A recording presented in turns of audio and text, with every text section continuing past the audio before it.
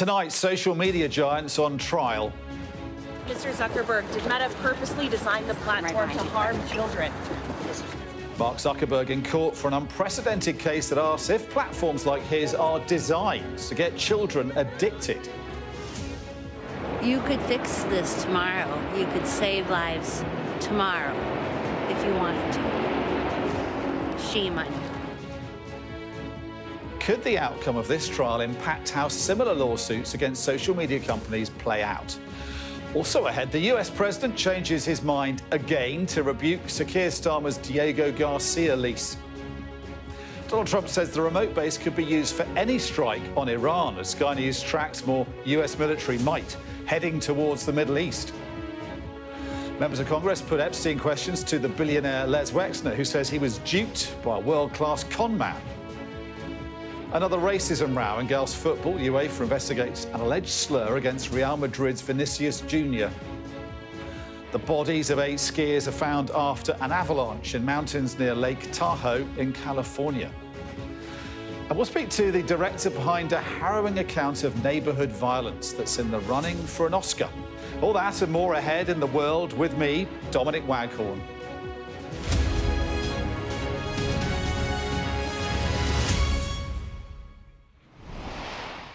Good evening and welcome to the programme. Mark Zuckerberg is tonight testifying in a watershed trial on the effects of social media on children. It is the first time he's been grilled before a jury on allegations against his company Meta, which owns the likes of Facebook and Instagram. This trial and others like it are part of a global backlash against social media platforms over children's mental health. The case was brought by a 20-year-old Californian woman who says she became damagingly hooked on Meta's Instagram and Google's YouTube since using them as a child. Meta and Google denied the allegations and point to user safety features. Snapchat settled with the plaintiff, as did TikTok. A loss for the social media giants could mean paying damages and, more significantly, erode big tech's legal defence against claims of user harm. Well, US correspondent Martha Kellner has been inside the courtroom and joins us now during a break in proceedings. Martha, what's the latest from the court and what's Mark Zuckerberg had to say in his defence? Yeah, Mark Zuckerberg has been on the stand for around 3 hours now.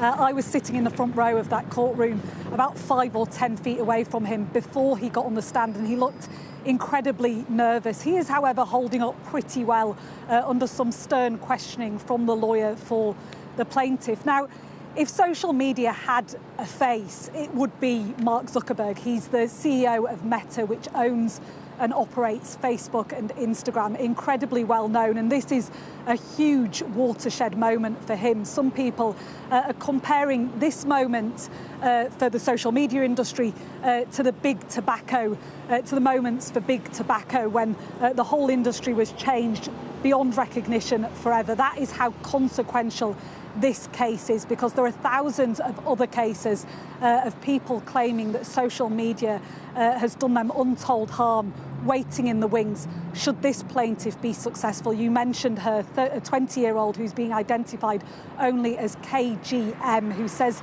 she first used social media, Instagram, as a 9-year-old and then became addicted. So the questions are centering around her experience, and specifically this claim from Mark Zuckerberg, which he made in front of Congress in 2024, that under 13-year-olds don't use Instagram, that they're not allowed, rather, to use Instagram.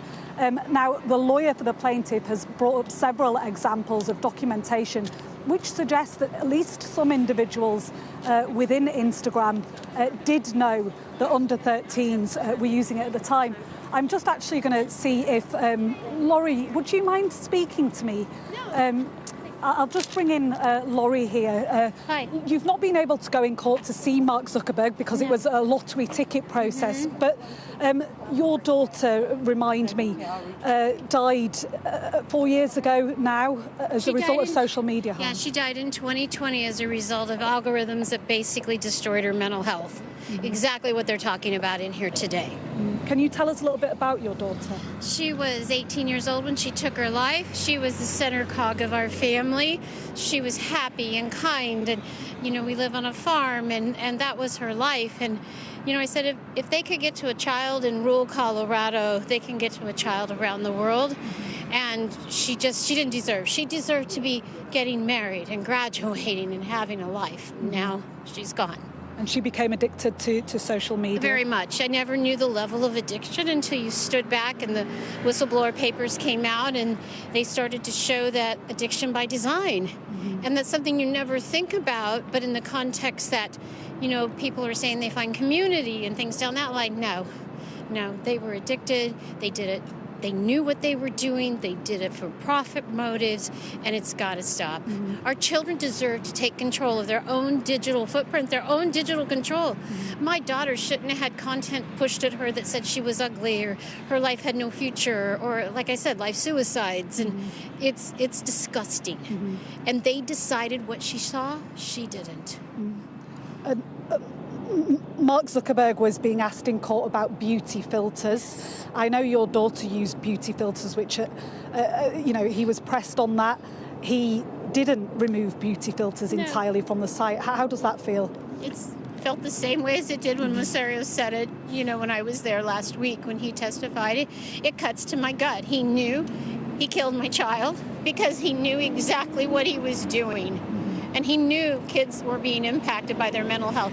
Anna's case is not just Anna. There are tons of teen girls that have suffered, and the stories are rampant.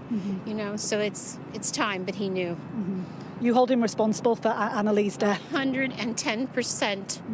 You know, we're trying to parent in a world where we had no idea what we were parenting against. You know, us as parents, we can't outthink algorithms. But the same thing happened with a friend of mine, you know, in Arkansas. Her son was named Mason. You know, he was struggling with a relationship, and instead he was looking up inspirational quotes, and they started sending him suicide content on TikTok immediately. Mason and Anna deserve better. Kids deserve better, and let our kids' life be worth something more. Mark Zuckerberg actually there was internal messages that he basically gave a lifetime value of children at $270, where our children were worth a hell of a lot more than $270. That's brilliant. Thank you very much for talking to us, Laurie. Thank you. That's Laurie there, whose 18-year-old daughter, Annalee, died by suicide a few years ago. She says she holds the social media giants responsible for her death. And Mark Zuckerberg is back on the stand in the next 20 minutes or so, answering questions about what is being alleged here, which is that he put profits over the health and well-being of children. Martha Kellner, thank you very much. That sentiment, we had no idea what we were parenting against. I think something that many parents around the world will relate to. Extraordinary developments there in a case that could prove pivotal for the world of social media. Moving on to Iran, though, now, and other related matters. When talks involving the US and Iran wrapped up yesterday, their positive signals were confusing to most of us, observing the brinkmanship between these long-time foes. On one side, President Donald Trump insists that regime change in Iran is still a real option. On the other, live fire drills by Iranian forces in the Strait of Hormuz, the world's most critical oil choke point, and warnings from the Ayatollah of Iran of sinking American warships. Now, Sky News data and forensics team has been tracking further US military assets heading towards Iran, with the USS Abraham Lincoln aircraft carrier and guided missile destroyers already deployed nearby. And it's at this moment that President Trump has flipped back against the UK leasing the remote base on Diego Garcia in the Indian Ocean. Here's part of his online post. I have been telling Prime Minister Keir Starmer, he says of the United Kingdom, that leases are no good when it comes to countries, and that he's making a big mistake by entering a 100-year lease. Should Iran decide not to make a deal, it may be necessary for the United States to use Diego Garcia and the airfield located in Fairford in order to eradicate a potential attack by a highly unstable and dangerous regime. Well, political correspondent Maria Aurora is here, I'm pleased to say, to kind of decode what this means and what it means for the British government. And we're reeling again from yet another sort of volte-face by the American president. But what do you think it means for Keir Starmer and his government? Well, I think for Keir Starmer, they're going to want to be quite careful and diplomatic and calm about responding to this. The last thing they're going to want to do is antagonise Donald Trump. They know that Donald Trump is unpredictable, as we've seen this evening. I think it's fair to say that, you know, government sources were quite surprised by this intervention from Donald Trump on Truth Social, and therefore, actually, we got a response from the government, and it was quite measured, but it was also still quite firm that this was the right move. So let me read you what the Foreign Office have said to us. They said the deal to secure the joint UK-US military base on Diego Garcia military is crucial to the security of the UK and our key allies, of course, pointing to the US there, and of keeping British people safe. The agreement we have reached is the only way to guarantee the long-term future of this vital military base. And then basically, the Foreign Office is pointing journalists to different occasions in which the US administration and Donald Trump have been positive about this deal and supported this deal, including only yesterday. And what they're arguing is, hold on, let's not get carried away. Donald Trump has been positive about this deal many times in the past. He likes to change his mind. This seems to go back and forth. And just because he's changed his mind tonight doesn't mean it might not change again tomorrow. Mari Aurora, probably, yes, you say, not the last time. We'll hear more of this convoluting story. Thank you very much for updating us. Well, now to Sky News tracking of further US military assets heading towards Iran, as we were saying. Here's our defence and security analyst, Professor Michael Clark, on the latest developments. On the 13th of January, President Trump said to the opposition in Iran, hold on, help is coming. We all wondered what he meant. And on the 22nd of January, he said there's a massive armada off the coast of Iran. Well, it wasn't so much an armada, but it was the carrier strike group based on the Abraham Lincoln. And that's a pretty powerful carrier strike group, and that's been there since more or less the end of January. But now there really is something to talk about, which is that the Gerald Ford, another carrier strike group, is just sitting off Gibraltar. It's there at the moment. It will probably go through the Strait of Gibraltar tonight.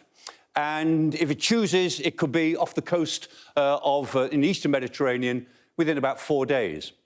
So by the weekend, it's possible that the United States will have 3 really important elements in place for some sort of military action.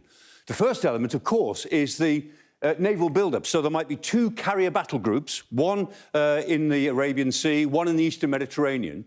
There will be at least 11 air defence destroyers. There are 3 littoral combat ships. There are at least 2, maybe even 3 attack submarines loaded with Tomahawk missiles. So that's one element. A second element is that we've seen lots of C-17s and C-5s, the big heavy lifters, the Globemasters and the Galaxies, all over the region in the last 10 days, bringing air defence assets to American bases all over the region. So quite likely what the Americans have been doing is strengthening the air defence at all of their facilities in case of Iranian retaliation once an attack begins. And the third element is that data and forensics have been looking at the movement of American aircraft in recent days. And the thing that's most interesting about this, they've got lots of fighters in place. But if we look at some of the maps that we have been able to create, then we can see that they've got lots of air-to-air tankers. And so here, on the 16th of February, we tracked 6 KC-135 air-to-air tankers from Mildenhall in the United Kingdom to a base in Greece. They've got those in place. And then today, overnight, on the 18th, another 10 tankers came from the continental United States, stopped in the UK, presumably to refuel, and they've gone all the way to Greece and to Bulgaria, at American bases there. So those tankers are really important because the tankers create this sense that the Americans have got plenty of bases in the Middle East, but if for political reasons they can't use them, they don't need them. Because they've got bases in Greece and Bulgaria, they could use Cyprus, Aquitanian Cyprus, and the tankers will give them the range that those fighters and bombers might need to attack Iran, if necessary. The final part of the jigsaw are the Sentry E-3 aircraft. Very easy to recognise. These are the AWACS, the Airborne Warning and Control Aircraft. 6 of them are now in the region. You can start a war with one of these because they actually see the whole battlefield. And so with E-3 Sentry aircraft, we know that the Americans, by the weekend, could operate a very, very large campaign if they choose to from the weekend. We'll find out next week. Well, Brett Bruen was a foreign policy advisor in the Obama White House. He's now head of the Global Situation Room Strategic Consultancy and joins us now from the States. Brett, last time I spoke to you was towards the end of last year, where you rightly predicted airstrikes and military action by America on Venezuela. Can you pull off the same trick tonight and tell us what's going to happen with Iran? I think we are likely to see some form of airstrikes. Again, in the past, Trump has liked to do these pinprick operations where he can say he did something, where he can show that strength. And that was obviously the case with Venezuela, but it's been the case in the past with Iran, including attacking General Qasemi outside of Iranian territory. And so I think what we're liable to get into is a situation in which Trump is trying to strengthen his negotiating hand through some of these attacks. And that, ultimately will be a Venezuela-like scenario where he's trying to gain control over the country. So you think he'll carry out airstrikes as part of a kind of diplomatic strategy? Will that not put the Iranians off talking at all? Is that not going to deter any sort of potential progress there is in these negotiations? Well, Dom, I think what we're running the risk of is that the Iranians, the Iranian regime fighting for its very existence is likely not to engage in the kind of performative strikes that we saw in response to earlier U.S. attacks, but very much asymmetric attacks, ones that are going to go after American interests, not only military bases, but we know that the Iranians have cells. We know that they have agents in various parts of the world, which could go after U.S. interests, U.S. individuals. And that's where Trump has to be very, very careful that he's not opening up a quite difficult and dangerous situation in which Iran is striking at multiple points around the world. Yeah, as you say, a huge amount of jeopardy here, isn't there? Now, we've been looking a lot at the kind of military assets, as Michael Clark was showing there, a lot of jets and refueling aircraft, but also radar planes and the rest of it moving towards the Middle East. But I guess also what's really crucial is what Jared Kushner and Stephen Witkoff have gone back to the American president to say about their contact with the Iranians. I mean, any sense at all whether they're reporting, whether they think that there are legs on the negotiating process? Because I guess if they say that they don't think the Iranians are sincere, we could see military actions sooner than later. Well, and let's recall also that Trump has used negotiations in the past to give, including the Iranians, a false sense that we were moving towards some sort of diplomatic resolution of the situation. And then he strikes because of the actions that the U.S. military are taking, because I think of some of the pressure that is now mounted on the Iranian regime. It is likely that we are going to see Trump taking some kind of military action. This is a buildup, Dom, towards something. It is in all likelihood, I think, going to be a military strike in the next couple of weeks, which Trump is then going to try to leverage to get some sort of change in the leadership in Iran, some commitments to swear off its nuclear program. So we'll have to wait and see. But, that's my prediction at this hour.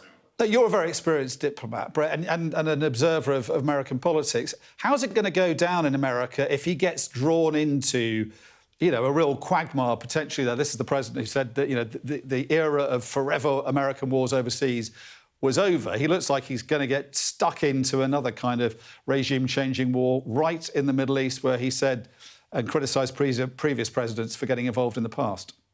Well, and that's why I think it's important to understand the style of Trumpian interventions. He does not necessarily want to have that extended presence. It's why, in the case of Venezuela, he's opted for this pragmatic approach of let's just take out Maduro, let's try to use the military, the economic leverage in order to extract oil, in order to extract some other concessions. Now, here's the challenge, though.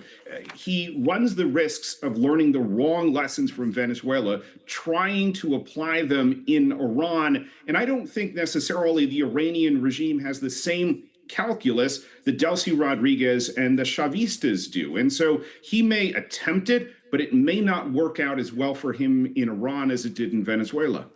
So it's going to be airstrikes, presumably not an attempt to kidnap or abduct the Ayatollah, but airstrikes targeting possibly parts of the regime. And what will that do for all these protests that we've seen in Iran that have been brutally crushed? Is it going to help the government, or is it actually going to give them a chance to bring about real change, do you think, there?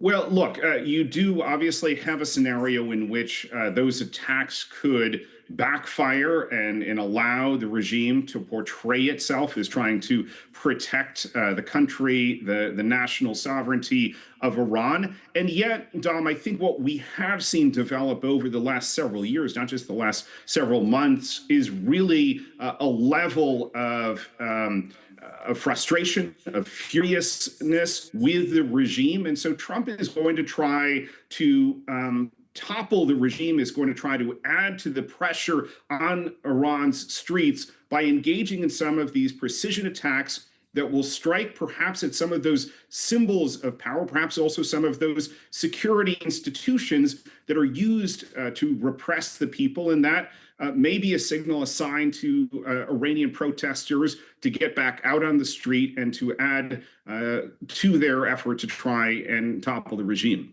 Brett, we'll have to see if you're correct, predicting military action in Iran as much as you were with Venezuela at the end of last year. But thanks for joining us. Good to get your insights on the programme. Thank you. Well, you're watching The World with me, Dominic Waghorn. Still to come.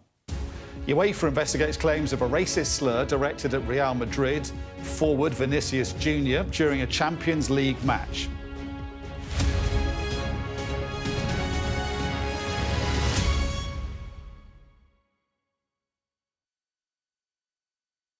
Well, hello, and thank you for watching The Wrap. Every night of the week, we will be joined by the very best commentators to explain the how and the why. Just cannot stand. Stupid thing to do. He did know what he was doing. You can expect more analysis. This is going to get deeper. I think it's going to end up with Russia. Is war inevitable? What he's interested in is a deal. That doesn't rule out strikes. I disagree. And laughs along the way. Plus, a look at tomorrow's headlines. The Wrap.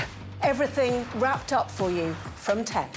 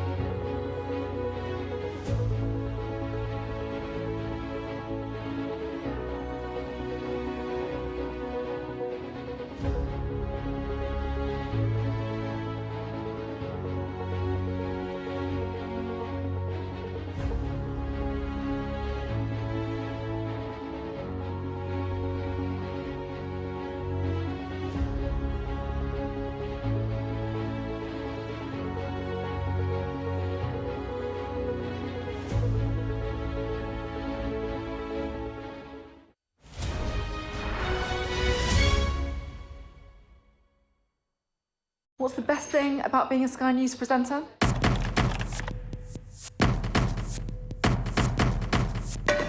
We've done the work and the reading, so you don't have to.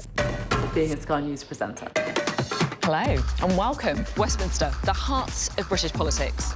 I'm so sorry about what happened to you. So what on earth is going on? It's not true. Can I tell you what I think? It's really unusual. Mornings with Richard and Frost. Let's crack on. Let's get started. What's the best thing about being a Sky News journalist? Who's funnier? Being a Sky News journalist. A special edition of The World with me, Yalda Hakim. Pakistan had the right to respond. You're like, what? Historic day here today. Congratulations, this is a huge moment. But what happens now? The best thing about being a Sky News journalist? They call him the king of the jungle. Being a Sky News journalist. Yusra Al-Baghir has this report, and this is what's left of it. As a woman of colour, how did the Harris campaign speak to you? People risk their lives to speak to us for this report. Mr. Zuma, Sky News. We're trying to see as much as we can. Welcome back. The American billionaire Les Wexner has been visited and questioned by members of the US House Oversight Committee investigating Jeffrey Epstein. He insists he was conned by the late paedophile and denies any wrongdoing. But committee members say the former boss of retail brands, including Victoria's Secret, is downplaying his Epstein links. So let me start by saying that I do not believe when Mr. Wexner says that he did not have a personal relationship or a friendly relationship with Jeffrey Epstein. I think that is bogus. It's been clear to us, at least the way Mr. Wexner has presented this, that he, according to him, has not been was questioned by the FBI or the DOJ about Mr. Epstein. How outrageous is that? He's someone that's been named by survivors, someone that's in the files more than most people, someone that's clearly the financial benefactor to Jeffrey Epstein and has not been contacted or interviewed by the FBI or the DOJ? Yeah. What the hell is going on? That is shameful. Wexner is seen among critics to be among the most important figures in Epstein's rise among wealthy, powerful circles over the decades. The most recent release of Epstein files included several photos of Wexner. He is labelled as a co-conspirator to Epstein in an FBI document relating to child sex trafficking charges against the billionaire financier. Wexner denies any knowledge of Epstein's crimes and claims to have cut ties with him. In 2007, he's not been charged with any offence. Well, live to the US now, and US correspondent David Blevins. David, thanks for joining us. Those congressmen looking for answers, I think, from the FBI, who they say should be investigating and interviewing Wexner. They went a long way to Ohio to get answers from him, though. Did they get any, do you think? Well, Dom, in a word, no, because the members of the committee who've been hearing his deposition say they're basically being told that he saw no evil and heard no evil, and they say that's not credible. They tell us that they have gone there because survivors are urging them to follow the money, and in their words, there would have been no Epstein Island, no Epstein plane, no money to traffic women and girls if Jeffrey Epstein wasn't making the amount of money that he did from handling Les Wexner's wealth. Of course, the 88-year-old billionaire would strenuously deny that. In a written submission to the committee this morning, this is what he had to say. I was naive, foolish and gullible to put any trust in Jeffrey Epstein. He was a con man, and while I was conned, I have done nothing wrong and have nothing to hide. I completely and irrevocably cut ties with Epstein nearly 20 years ago when I learned that he was an abuser, a crook and a liar. I never witnessed nor had any knowledge of Epstein's criminal activity. I was never a participant nor co-conspirator in any of Epstein's illegal activities. To my enormous embarrassment and regret, I, like many others, was duped by a world-class con man. He goes on to say, I want to acknowledge the survivors of Epstein's terrible crimes and the devastation that each of them has endured as a result. The pain he inflicted upon them is unfathomable to me. My heart goes out to each of them. Epstein met Wexner in the mid-80s and very quickly became his closest advisor, so close, in fact, that Wexner made him power of attorney, gave him control of all of his affairs. So that, in part, explains why his name is listed more than 1,000 times in the files released recently by the Department of Justice, although he is described in several of those files as a potential co-conspirator. One email from the FBI says there is limited evidence regarding his involvement, and his own lawyers say back in 2019 the then assistant US attorney told him he was not considered a co-conspirator or was not the target of any investigation. And as you say, he has never been accused of any wrongdoing or charged with any crime.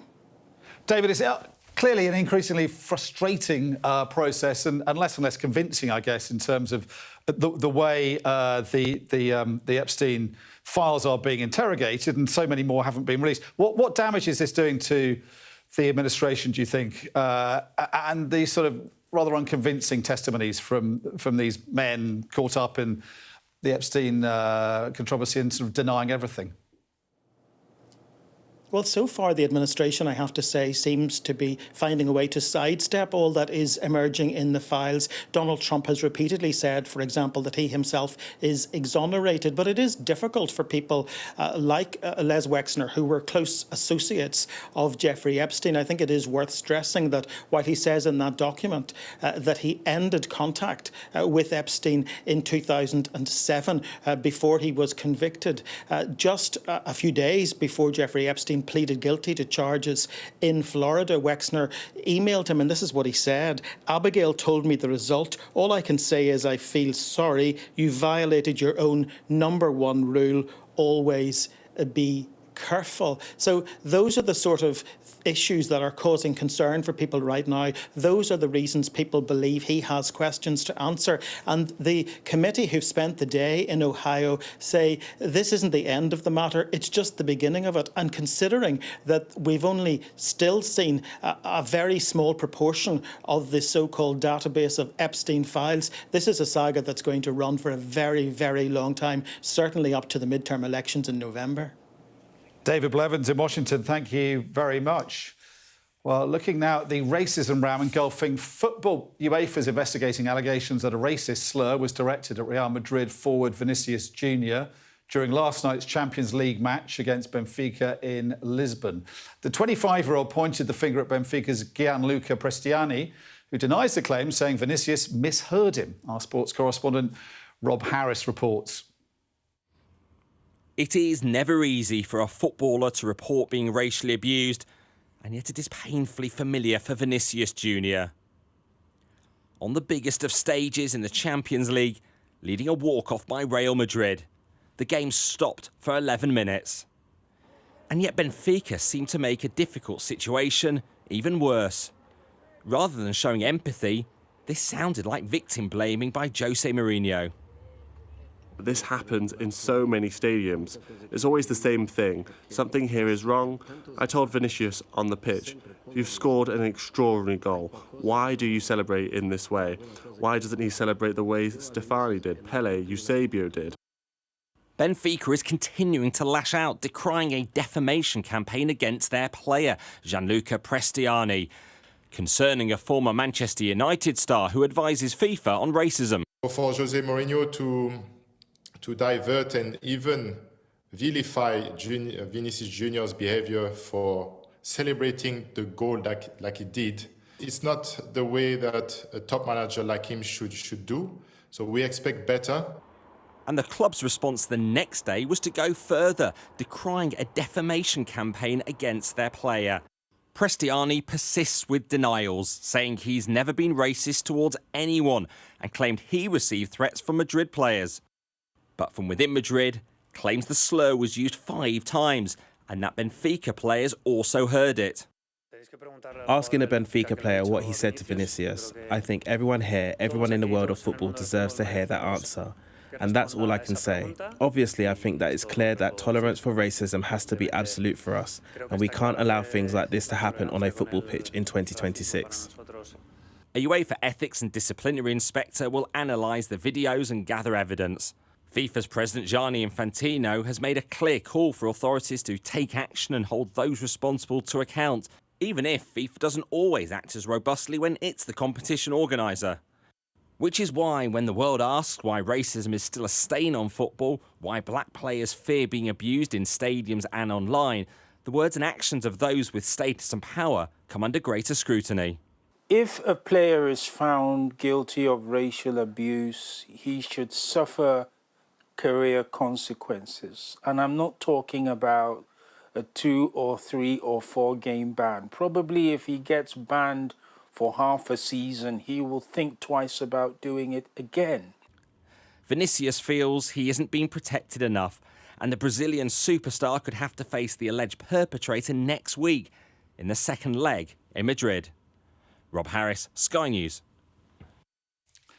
Still to come on the world, 8 skiers are found dead in an avalanche in California. Now the search for a person still missing in the snow.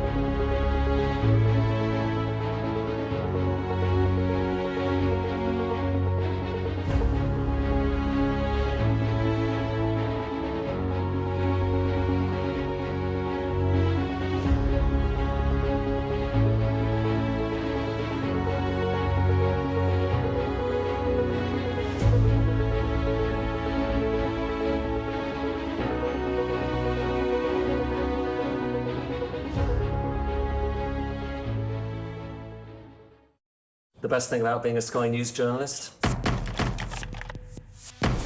going to take you behind the scenes here for Election Night Live. They have gone up and up. Being a Sky News journalist. Ed Conway, Sky News, is anyone going to talk to us? Mortgage rates did go up very sharply during your time in office. Here it is. First off, just the scale of what we're looking at. Our data shows it's been happening. Question is, why it hasn't been stopped. Welcome back. Now on the world, Ukraine says its officials will boycott next month's Winter Paralympic Games. That's in response to athletes from Russia and Belarus being cleared to once again compete under their national flags. 10 athletes from across both countries will compete at the Milano Cortina Games, flying the flags of their respective countries.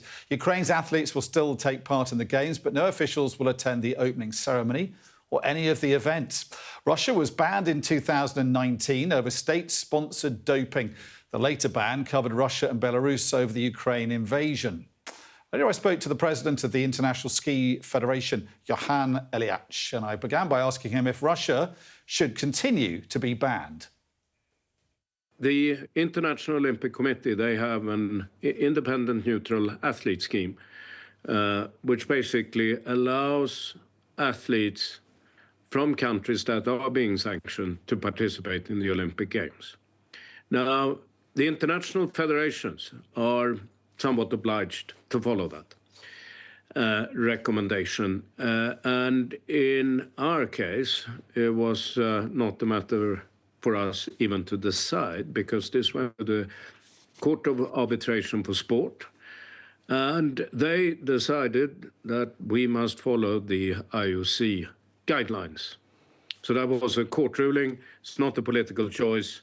It's simply something that we're duty-bound to implement. Sorry to interrupt, but just to jump in there, because I think it's important to point this out. The New York Times is saying that you actually were seeking clearer guidelines to ensure Russia was not being singled out unfairly. So that's kind of suggesting you weren't just following guidelines and following what the rest of the body was deciding. But actually, it looks like you're kind of pushing for Russia to get more involved and back involved in the Olympics. Is that your position, that you think Russia's been unfairly treated in all this? Look, on one hand, athletes can't choose where they're born, and they shouldn't be weaponized for political purposes.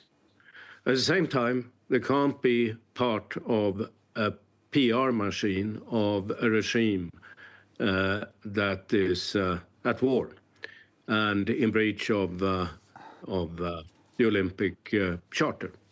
So that's my position. It's also, I think, most federations' position that we, therefore, and there is some discussion for federations to actually make their own choices. If something goes to the Court of Arbitration for Sport, we're simply duty-bound to follow that decision. It's not a choice for us. OK, but would you be happy to see Russia back in the Olympic fold yourself personally?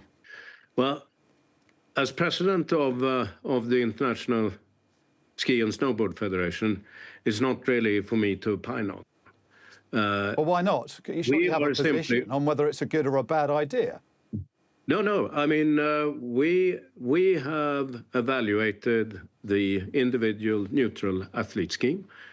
We have applied the guidelines strictly, with very strict vetting procedures. And when it comes to the scheme itself, that's not something that I will comment on. OK, but I guess the issue here isn't so much whether athletes are being weaponised for PR purposes, as you put it. With Russia, the issue is whether they are continuing to be doped and being given an unfair advantage, given that Russia was suspended because it seemed like the entire Russian state, the FSB and other organisations, were deeply involved in this doping scandal in 2014. How can you be sure, given the position you're in, that Russian athletes are not going to be doped and are not going to be breaking the rules as they were back in 2014 with full state approval? That's a very, very good question. And as part of the process that every single athletes that apply under this scheme, that is, they have to comply with the doping requirements, the testing requirements for doping. And just to give you an idea, there are only 6 Russian and 4 Belarusian athletes that are applying under the individual neutral athlete scheme in these Olympics. So you're happy for them to take part, but are you happy for that to happen even if the Ukrainians will now, it seems, boycott the same games? That seems a pretty unfortunate situation to be in, doesn't it? I mean, the reason for the sanction is the annexation of the 3 regions, Zaporizhzhia, Donbass and Donetsk. It's actually not the war, curiously, but that's a matter of the Olympic Charter. But it's still happening. Annexation's still happening, isn't it? That is still underway. Yeah, no, that's why these sanctions exist. Now, what's curious, though, is that for the IPC, the Paralympic Games, they applied a different standard because the Paralympic governing body of the Paralympic sports, they decided to simply ignore the individual neutral athlete scheme that the IOC applied and basically said, we open up. Would you admit, though, that this is not a great look, as you say, in terms of both sort of divided opinions, but also the controversy continuing over Russia and Belarusian athletes taking part? It's not a great look for the Olympic movement that you're one of the leaders of, is it? Well, I mean, this, to be fair, is not a matter for the IOC. It's actually the Court of Arbitration for Sport. It's curious how they could find such different decisions on the same topic. Moving on, 8 skiers have been found dead after an avalanche near Lake Tahoe in Northern California. Searchers are still looking for another person who's missing. 6 others have been rescued so far. The avalanche has been described as America's deadliest in nearly half a century. This is The World with me, Dominic Waghorn. Coming up, we'll be speaking to Geeta Gandbhir, the Oscar-nominated filmmaker behind a documentary that chronicled a deadly neighbourhood dispute.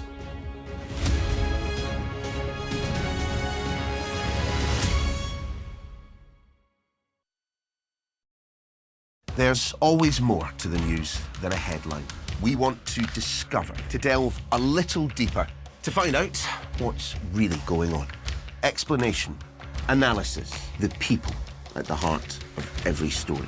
I'm Neil Patterson, and this is the Sky News Daily Podcast. So, by the end, we'll hopefully all understand what's going on in the world just that little better. Available wherever you get your podcasts. We've come to one of Moscow's Cold War bunkers. It was built as a top-secret command centre. Being here really feels like you're stepping back in time. I'm Ivor Bennett, Sky's Moscow correspondent. A show of military might and menace. Courage, bravery and sacrifice will win the day. It's a new subject. They'll learn about combat drones and some how to handle a Kalashnikov. The Kremlin continues to put forward its own version of events, both present and past. There's no mention of the fact that Russia invaded its neighbour. That's rewriting history, isn't it? Now we have to read it carefully.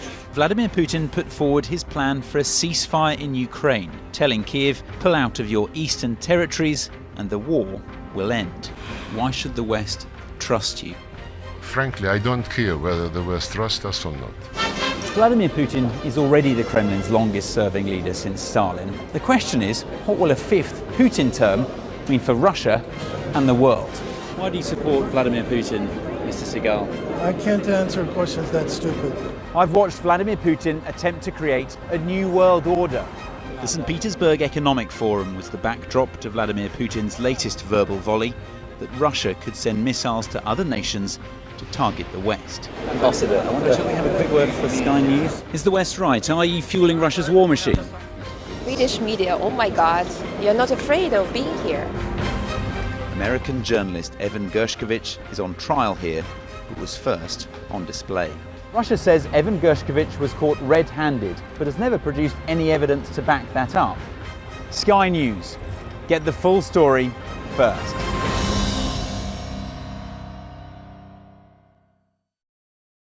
What's the best thing about being a Sky News presenter?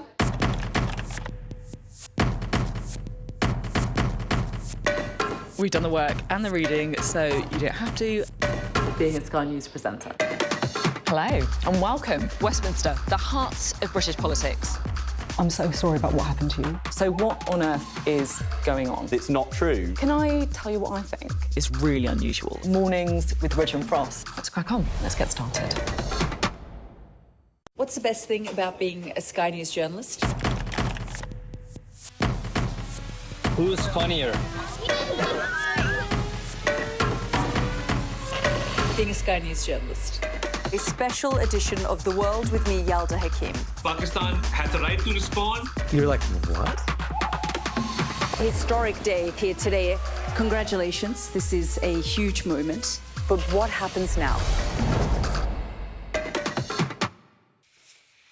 Welcome back. After the assassination of right-wing activist Charlie Kirk, America has become ever more polarised over gun violence. It's an epidemic playing out every day, taking lives in streets and neighbourhoods across the US.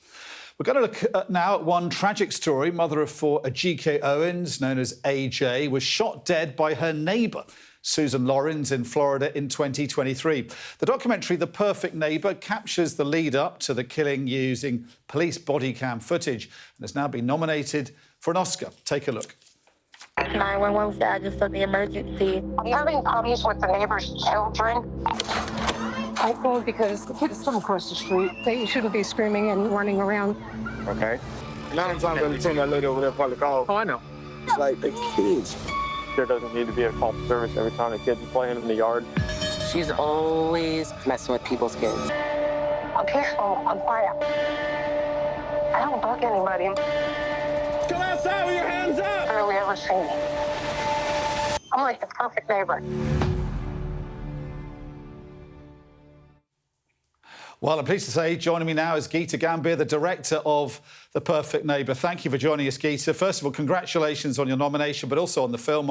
I watched it today, and it is an incredibly powerful watch. Tell us, first of all, how you got involved, how you got all this footage and how you got involved in making it, what you were trying to do with the film. Absolutely. So Ajike Owens was a family friend. So that's the connection to the film for myself and my team at Message Pictures. We were immediately on the ground after she was murdered, trying to raise awareness about the case, because oftentimes without media pressure, cases like Ajike's are swept under the rug. And then when we got our hands on the body camera footage about 2 months later, that's when we knew there was a film here that told a story we never see, which is the before, the lead up to the murder. Oftentimes, because as you mentioned, gun violence is so common, we are numb to these stories. We are numb to the grief of the families afterwards. We are used to the funerals. But what we never see is the community as they were before. And it's quite a slow burn, isn't it? You sort of, as you say, it builds up to the shooting itself, but you get a real sense of the kind of characters, the human characters in the neighbourhood, but also of law enforcement.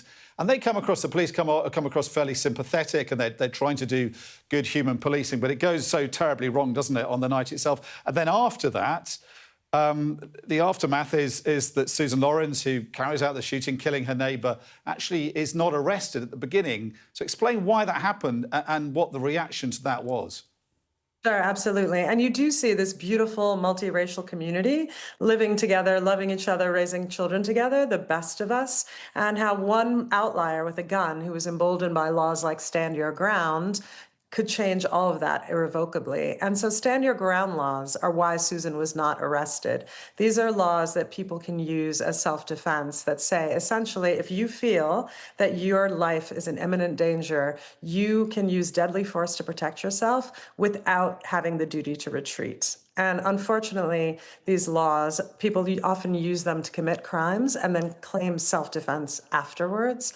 So it's a perversion of the law, and it's particularly dangerous because racial bias is often at play in the defense claims.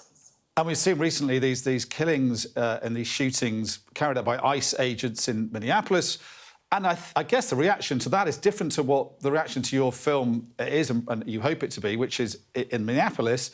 It seems that America's sort of divided camps have retreated to their corners and made of the footage that seems fairly, unquestionable to many of us. They've made of it whatever they want to, depending on their political position. But in this film, you're in no doubt, really, are you, as to what was done wrong and who was responsible?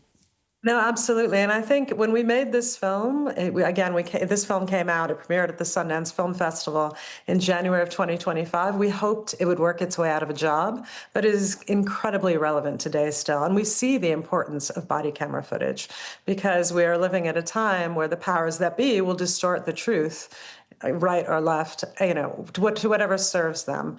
And so the body camera footage is really undeniable. And in the case of Susan Lawrence and Ajike Owens, we believe without that footage, the trial could have gone differently. The case could have gone differently. It was critical. And I think the film is really a microcosm of what's happening in our world, the ills that plague us, weaponized racism, manufactured fear, access to guns, and then predatory laws like Stand Your Ground. And we see how the combination of all those things led to this terrible, terrible outcome. And we should say the Stand Your Ground law basically means that you can kill somebody, you can shoot somebody, potentially kill them if you yourself feel threatened.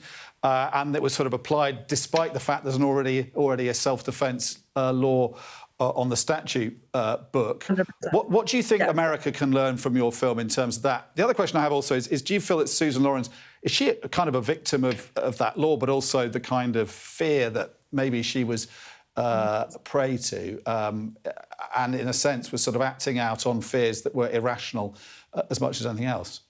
Absolutely. I think the system absolutely failed Susan Lawrence as well. It certainly failed Ajika and the community, and it failed Susan. Susan should never have had access to guns, because she had multiple. And also the fact that Stand Your Ground laws exist in states.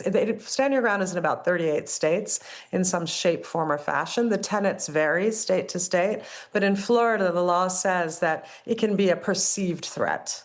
So if you again, and the perception is incredibly personal, right? Who's to determine what the threat is? And so I think therein lies the problem. So Susan 100% was a victim.